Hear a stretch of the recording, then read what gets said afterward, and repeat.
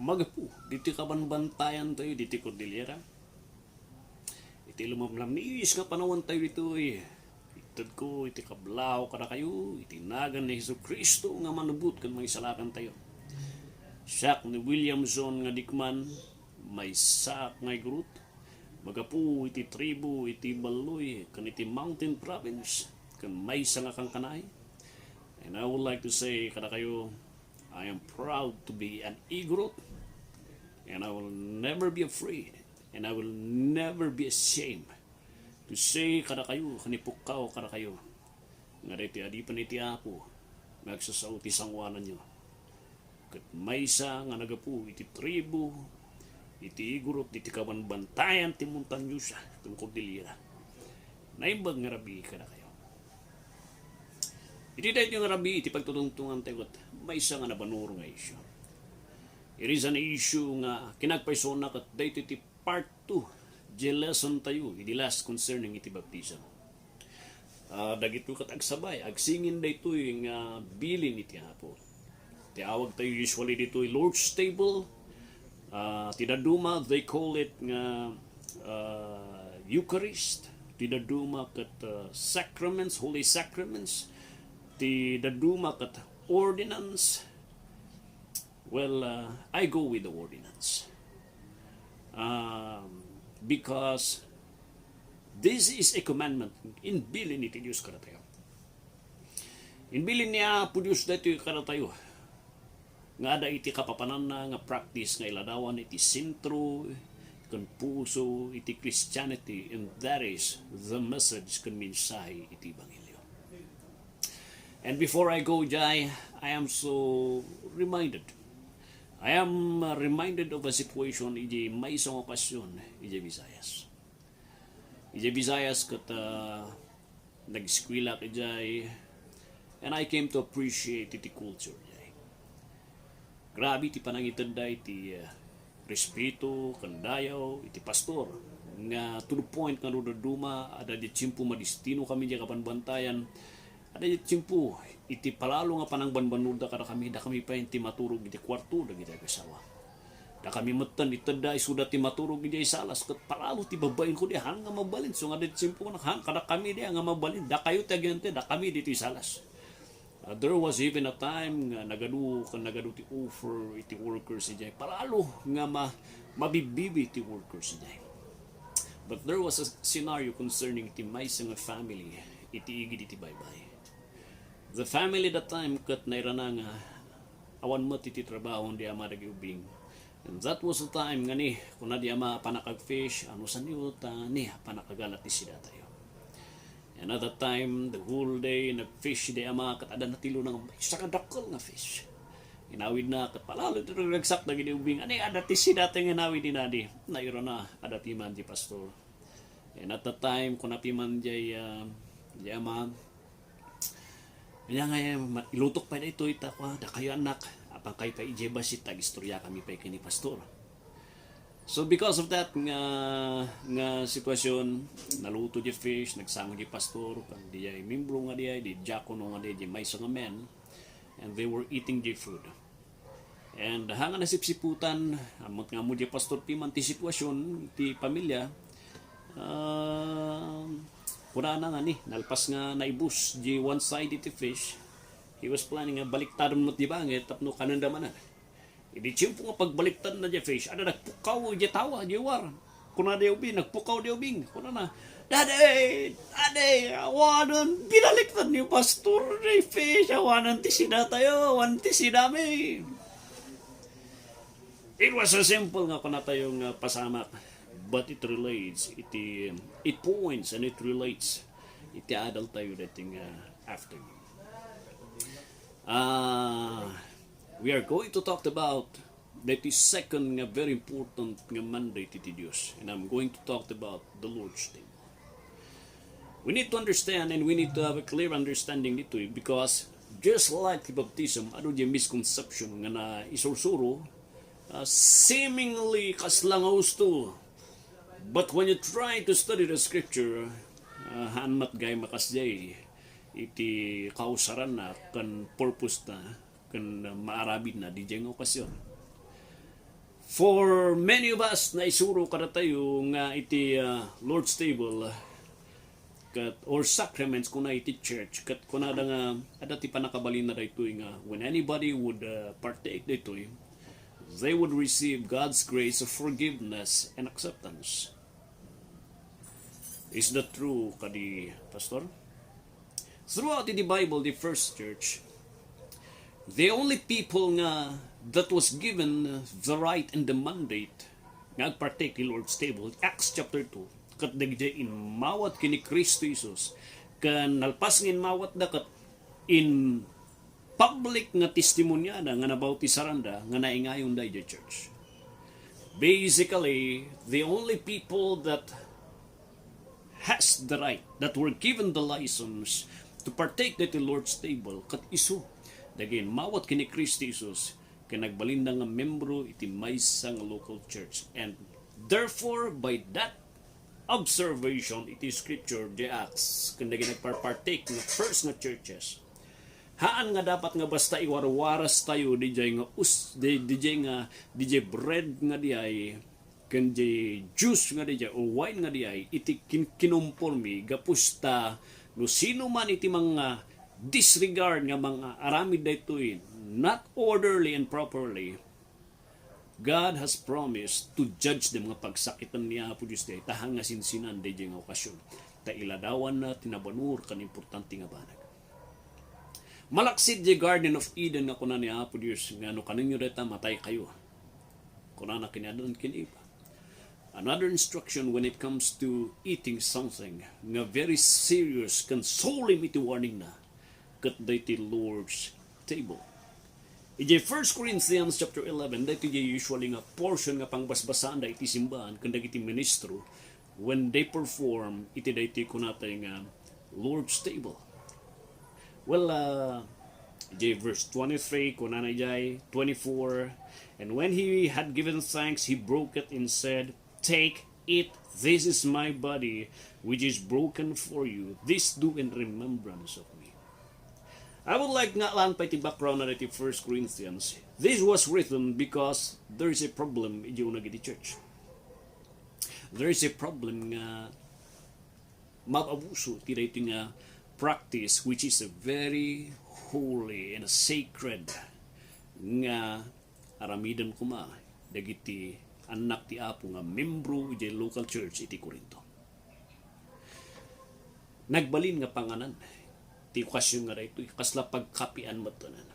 Nagdadakkel iti kapi, nagdadakkel ti tinapay, and at that moment in time tinay kasta dagiti tattao nagbalin nga tsimpo nga apanda lang iti maysa nga balay ta every time nga apanda gather ada ti Bible study, ada ti services them, ada ti Lord's table, dia can balay jay, he would offer ti bread, he would offer ti wine, nagbalin nga tsimpo nga panganan pag meriendaan iti daytoy okasyon.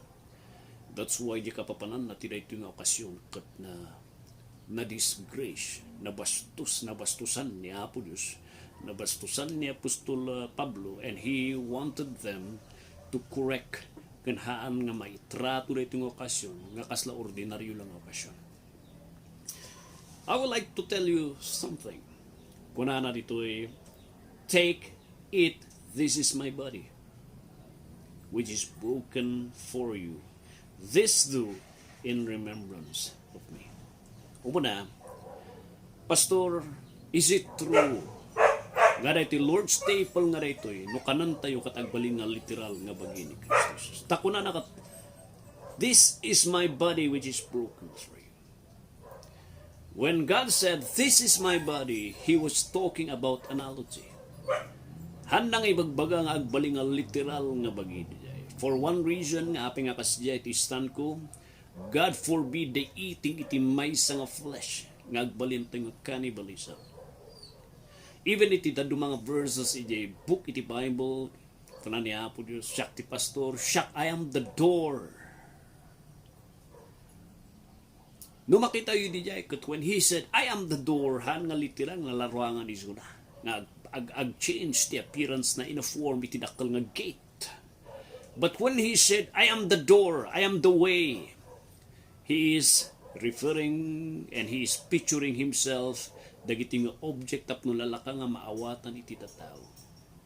When he said, "This is my body," dayti bread nga daytoy, and dayti wine nga daytoy, kuna naman di verse 25, "This is my blood." He's not talking nga when a minister would raise up that bread and that wine, there is a change that would ever happen nga agbalin di nga literal nga bagi ni Kristo, kan agbalin di nga literal nga dara ni Kristo Jesus. Because nunukas jay iti napasamak nga agbalin nga literal nga bagi kan dara ni Kristo Jesus di jay, then you are already considered as a cannibal, and God forbids the eating iti flesh iti tao. Now, ipalpalubos na nga kanan naman ti bagi ni Kristo. I disagree with that interpretation. When he said, "This is my body," he is just saying, this is a picture. This is a symbol of my body and my blood. And every time you eat this, remember di bagik nga ng baklay ti basol mo, kan di darak nga ng ugas ti basol mo, because that alone can save you. That is the picture, and that is the meaning when he said, "This is my body." This pictures my body. This symbolize my body and my blood. Haan ngagbaling ang literal na body. And kunana dito ay, "This do in remembrance of me." Kuna naman G25, "Inuman nyo dito as often as you drink it in remembrance of me." So could you see the point dito eh? What is the purpose iti dito nga practice, kanda ito nga ordinance? The purpose is for remembering the blood and remembering what Christ had done, the body that carried your sins nga nang baklay ti basol mo, kan iti darang nga nang bayad iti basol mo. That is the point. Awan ti panakabalin na nga mangugas ti basol, it is just a ceremony, a practice in the church given kini mag-intod ni Kristo Jesus kada tayong anak na tapnumang palagip kada tayo iti banur iti panakaisalakan tayo, that it took the second Godhead nga agbalin nga tao, and masapul nga may kan iti dara tapno may salakan nga baklayon na tiwaso nga mangikat di unat ni Diyos Ama. That is the point iti daytoy nga siya. It has no other purpose than that. So no kitaan tayo diti da mga record dito awanan iti indication nga nagpartake ka dati kat adda ti panakabalin na kung ugasan na iti basol awan pulos. And if I'm going to add nga adda in remembrance and in the forgiveness of your sins, then iso ti bagak. But try to look at it. Take, eat, 24. This is my body which is broken for you. Do this in remembrance of me. Apang 25, after the same manner he took the cup, and when he had supped, saying, "This cup is the New Testament in my blood. This do as often as you drink it in remembrance." Remembrance, haan nga forgiveness. Diba so? So I think that is a clear verse and misunderstood practice, just like the baptism na topic tayo dilas, and it must be corrected. What can make you a Christian? Haan nga dito nga ceremony, haan nga di bautisar. It is only di iladladawan na dito nga practice, the death and the blood of Christ. What can save you? Itingi what impyerno. It is the blood. It is the body ni Kristo Jesus. By fully trusting the Jai. And iti bagbaga na rito eh. And iti purpose na rito eh. It is to remind us to live no sino iti nangisalakan kada tayo. And it is to remind us nagbalintay nga napudno nga naisalakan nga beneficiary iti naramin ni Kristo Jesus de Cruz de Calvario. That is the message that I would like to bring kada kayo. That the Lord's table has no other purpose rather than a remembrance of what Christ did. That's it! Hang ko nga mabalin nga ngayon. Awanan na duman. Oh my friend, nalilaw tayo ti manuong ituan. We have been doing something that haan nga isu, di ka papanana. Sino tagpartake ti Lord's table, haan nga dagiti ubing? Dagi jay membro iti local church. Dagi na bautisaran. Ngayon, mawat kini Kristo Jesus ka nagpabautisar. They are the only people that would partake. Haan ko nga basta-basta. Apay nga naramidak di jay. Because kunana di verse 27, no sino kada kayo, iti mangitid da ito'y han nga hustuhan nga may karkari. Kunana di jay, they shall be guilty of the body and blood of the Lord. The Lord will judge them. The Lord hanang patakasan isuda. Isu nga iti Korinto kunana di verse 30, dayti ti rason nga dute agsasakit kan tidak duma kada kayo kat natay. For what reason? Inabuso yu dayto, inaramid yu nga pagpanganan, inaramid yu nga pangitsaan, pagbarbartekan dayto nga da maramanan yu lang jay wine jay itsa kumano tutusen. The wine iti grapes. You only attend Bible study for this. Dahito, right no, rimuaran di tinapay, rimuaran di wine, di itsa kumaidi, ti arig na. Hanga bumartak di nga wine, ti arig na di itsa. Rimuaran di jay, puti ragragsak yu. Sukur-kurangan yu pa, mga lakay pa iti extra. Nga na po ka, ti kapapanana, iti simbolo na di jay. Kunan Apostol Pablo, dahito ti rason, hapi nga nagsakit kayo. Gapus ta inabuso yu, iti panagpractice dihay. Tidak duma kada kayo, natay da. Pinatay ni Apo Isuda because binastos yun ni Apo Diyos by not following and by not practicing daytoy properly. That is the mandate iti sa ulo ti Apo. So nga napintas nga adalon tayo dito and hoping sapay kuma tanuhan ka pa ngayon mawat kini Kristo Jesus awat na misuna no ka pa nga naingayon iti may nga local church kana ka pa nagpabautisar nga naingayon ni jay no may dandanon kon may awat dayto nga bread kun wine kun juice kinuhan nga usto ti pusom na bautisaran ka katin mawat ka na magbibiyag ka ti backsliding nga sitwasyon. Don't you ever partake. Kapusta nga lukluko iti panangan dito. Ti sukat na dekat tao ti Diyos. Sapay kuma, tanakaadal kayo iti dito nga simpo. Sapay kuma, na nakita iti importansya na mat dito iti biyag yung kakabsyan. Sapay kuma, every time nga makita dito nga seremonya, malagip yu ti bagi ni Kristo kantidara na nga isulaan ti makaugas kung makaisalakan ti Basul. Katmahan mo pa nga tinalak ni Kristo Jesus. Talkom kumaisuna nga manubot kung mangisalakan. Agpagpataas ka na kayo.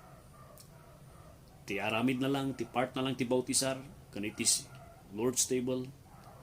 The purpose na rayta, it is just to symbolize Adda ni Jesus iti biyag mo nga membro kay ti may nga church nga dayta. And by partaking the Lord's table, you remember nga inawat mo kan pinatim nga umanay ginaramin ni Kristo di Cruz de Calvario. Ti sakripisyo ti bagi kandara na ket umanay nga makaisalakan ken makaugas ti Basul. That's it. God bless kapsat. Iniya po Diyos iti mangidalang kada kayo. Iti daytoy sa marasarunong